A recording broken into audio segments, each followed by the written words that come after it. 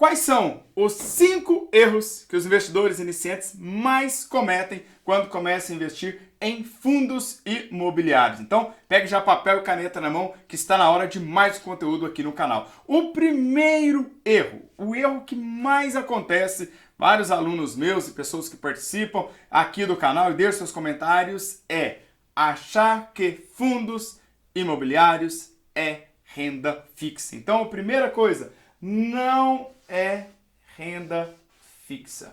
Apesar de ter menos volatilidade do que as ações, do que os fundos de investimentos em ações, os fundos imobiliários é renda variável. E sendo renda variável, você precisa entender que pode ser que tenha um mês ou outro, ou mais do que um, que você talvez não receba os seus dividendos, ou que a valorização daquele imóvel ou daquele conjunto de imóveis, galpões e etc., ele pode se desvalorizar. E o contrário também é verdadeiro. Pode ter um aumento daqueles dividendos ou uma supervalorização daquele imóvel ou algo do tipo. Então, é importante que você entenda que não é renda fixa. Então entenda isso e coloque aí na cabeça. Olha, eu vou investir em fundos imobiliários? É legal? Sim. É importante compor a sua carteira? Sim. Mas eu preciso entender que trata-se de renda variável e tem outros estudos que você precisa fazer também. Dentre eles, o primeiro, após você entender que não é renda variável, é entender que apenas um indicador vai te ajudar.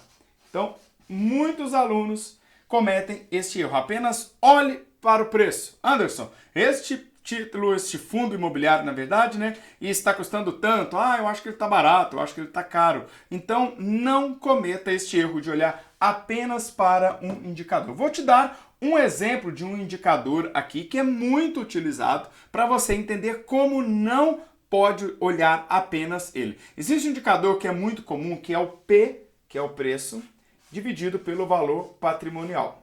Então, imagine que eu tenho este pincel, que ele custa hoje R$1. A pergunta é, você compraria este pincel por R$1,50? Acredito que você vai falar assim, claro que não, Anderson. Seu pincel vale R$1, como que eu vou pagar nele R$1,50? Ok. Agora, este pincel vale R$1, mas eu estou vendendo ele para você por 80 centavos. Você o compraria? Acredito que a sua resposta agora é sim. Mas claro, eu estou comprando ele mais barato. Então, quando você vê esta divisão, esta relação entre P, que é de preço, e VP, que é valor patrimonial, você vai entender da seguinte maneira. Eu estou comprando R$1 por um determinado preço. Por exemplo, se você encontrar um PVP de 1,20, significa que você está comprando R$1 por R$1,20. Ou seja, de acordo com o mercado, nesta premissa, o mercado está valorizando esse fundo imobiliário, no caso, este R$1, por 20% a mais. Então, relativamente, se você olhar apenas para esse indicador, a primeira coisa que você vai falar, olha, ele está caro. Mas ele está caro com base em quê? Apenas nos 20%? Ou talvez a região que este imóvel está alocado, onde esse imóvel está construído, vai ter mais benefício, ou já está tendo mais benefício, ou vai haver uma parceria. Então, para isso, você vai precisar estudar o documento ou os fatos relevantes daquele fundo imobiliário para você identificar por que ele está custando tão caro. Geralmente, entende-se que um bom fundo não é que isso é uma verdade absoluta e diante disso que eu te disse que não pode olhar apenas um indicador, eu vou te mostrar um ponto onde entendo que um fundo ele tem um preço interessante para você começar a avaliar a sua compra. É quando o seu PVP ele estiver entre 0,9 e 1,1, vou colocar aqui 1,10. Isso significa que ele está sendo avaliado pelo mercado até 10% mais barato e aqui até 10% mais caro daquilo que ele vale. É a mesma coisa de você chegar na sua casa e falar assim, eu quero vender minha casa, e hoje minha casa vale 100 mil. Bom, legal, eu aceito 90 mil? ou eu posso oferecer por 110, o mercado vê que aquela casa vale 110 mil, é a mesma coisa para os fundos imobiliários, que dá para fazer esta relação de imóvel, apesar de existir vários outros fundos, eu vou falar daqui a pouco, mas comece a pensar nisso em relação à sua casa, combinado? Bom, se você chegou até aqui, rapidinho, deixa eu me apresentar, aqui é Anderson Gonçalves, o seu educador financeiro, e você está no canal Excelência no Bolso, o canal que investe em você. Se você está chegando aqui agora, aproveite para você se inscrever aqui no canal, ative as notificações, deixa o seu like aí também, taca a mão nesse sininho aí que tem muito conteúdo para você. Se você descer aqui ó, na parte da descrição, tem um e-book que eu preparei para você sobre fundos imobiliários. Se você ainda não baixou, pode ser que seja um e-book para você começar o ano entendendo muito sobre os fundos imobiliários. O terceiro erro, muito importante. Cuidado com os fundos imobiliários que são monoativos e monoinquilinos. Aqueles fundos que têm apenas um imóvel e um inquilino. Ou seja, pode ser que aquele ótimo inquilino vá embora e te deixe na mão. E aí até que arrume um outro inquilino, você pode ficar sem bons dividendos. Então, é importante que você, ao iniciar a sua carreira de investidor em fundos imobiliários, estou dizendo isso para você que está começando, que você foque em ter fundos que tenham grandes ou uma quantidade maior, né, de imóveis e também que seja multi-inquilinos. Então, desta maneira, você diminui o risco, lembrando que é uma renda variável, e você passa a imaginar o seguinte: eu sou agora cotista de um conjunto de imóveis, e eu vou colocar aqui também daqui um pouquinho sobre setores, dos quais, caso um deste setor formal, eu tenho outro que vai performar melhor e na média eu vou alcançar aquele meu objetivo. E diante disso, o que é muito importante que as pessoas às vezes elas erram feio, que é conhecer, sabe o quê? O seu perfil.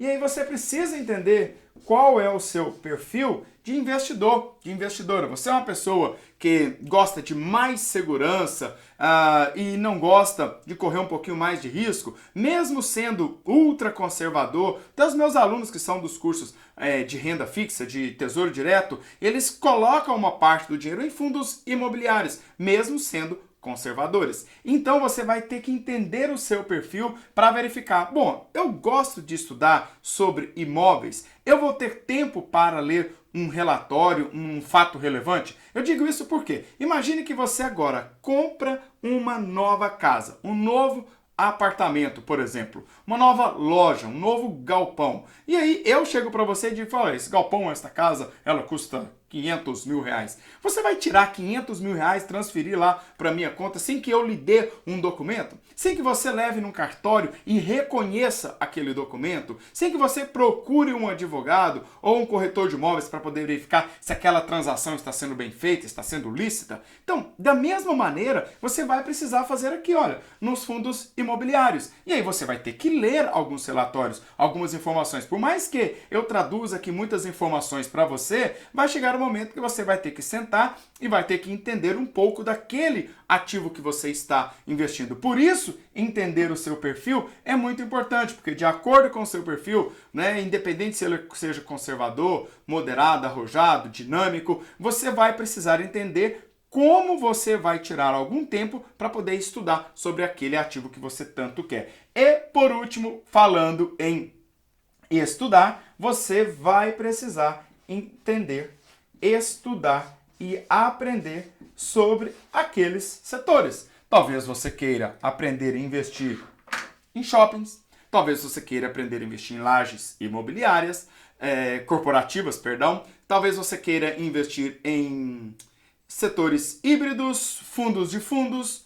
cemitérios, residenciais. E por que eu estou dizendo isso? Porque cada um desses setores, eles podem sentir diferentes mudanças de acordo com o que acontece na economia. Estamos aí iniciando o ano de 2020 e sabemos que o setor de lajes corporativas, de galpões logísticos, inclusive, né, está crescendo bastante esses dois setores. Você vai ter que entender o que faz estes setores crescerem? O que está por trás da economia que faz com que esses setores eles estejam em crescimento e me beneficiem enquanto cotista, enquanto investidor de um fundo imobiliário? Será que vai ter procura para residência para 2020? Será que as pessoas estão... Como que eu descubro isso? Bom, será que as pessoas estão casando? Né? Qual é o tempo médio de casamento para as pessoas casarem, saírem de casa? Quanto que é a população, como é que a população está crescendo para os próximos 10 anos? Eu estou pensando em shoppings, quais cidades estão se desenvolvendo com um PIB interessante para que comporte um novo shopping? Ou até mesmo aqueles shoppings que já estão construídos e tendo ali a figura de um gestor do fundo imobiliário, eles estão com vacância, eles estão desocupados? É aquela região que aqueles shoppings estão, eles tendem a serem ocupados, então vai ter indústria chegando por ali, então tudo isso é importante. Você, claro, que vai ter várias informações dentro da sua corretora, dentro da sua casa de análise, dentro de parceiros, dentro de educadores financeiros, aqui no canal do YouTube, e tudo isso você vai precisar estudar um pouquinho. Então, o que eu queria conversar com você exatamente sobre os 5 erros para você evitar. Se você já evitar estes 5 erros, você já andou aí 80% para se tornar um investidor de excelência nos fundos imobiliários, ok? Um forte abraço do Anderson Gonçalves e nos vemos no próximo vídeo. Valeu! Tchau, tchau!